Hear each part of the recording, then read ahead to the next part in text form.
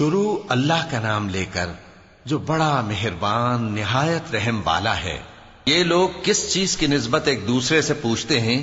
کیا اس بڑی خبر کی نسبت جس میں یہ اختلاف کر رہے ہیں؟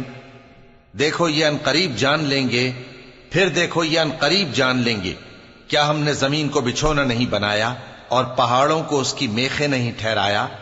اور ہم نے تم کو جوڑا جوڑا پیدا کیا اور نیند کو تمہارے لیے موجب آرام بنایا اور رات کو پردہ مقرر کیا اور دن کو معاش کا وقت قرار دیا، اور تمہارے اوپر 7 مضبوط آسمان بنائے اور آفتاب کا روشن چراغ بنایا، اور نچڑتے بادلوں سے موسلا دھار میں برسایا تاکہ ہم اس سے اناج اور نباتات پیدا کریں اور گھنے گھنے باغ۔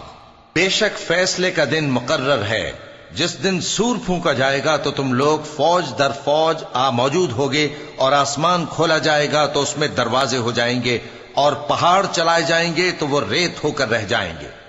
بے شک دوزخ گھات میں ہے، یعنی سرکشوں کے لیے کہ ان کا وہی ٹھکانہ ہے، اس میں وہ صدیوں پڑے رہیں گے۔ وہاں نہ ٹھنڈک کا مزہ چکھیں گے، نہ کچھ پینا نصیب ہوگا مگر کھولتا پانی اور بدبودار پیپ۔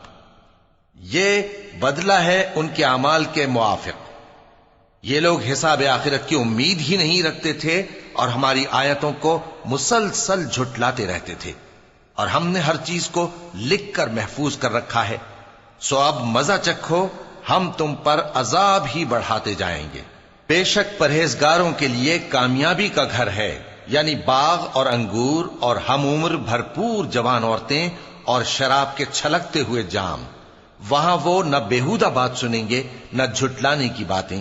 اے نبی صلی اللہ علیہ وآلہ وسلم، یہ تمہارے پروردگار کی طرف سے صلہ ہوگا جو حساب کے مطابق انعام ہوگا۔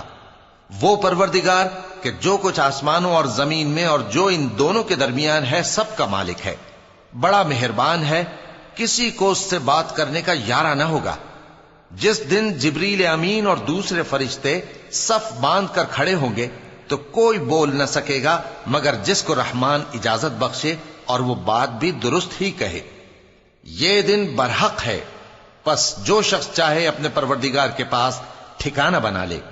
ہم نے تم کو عذاب سے جو قریب آنے والا ہے آگاہ کر دیا ہے، جس دن ہر شخص ان اعمال کو جو اس نے آگے بھیجے ہوں گے دیکھ لے گا، اور کافر کہے گا کہ اے کاش میں مٹی ہوتا۔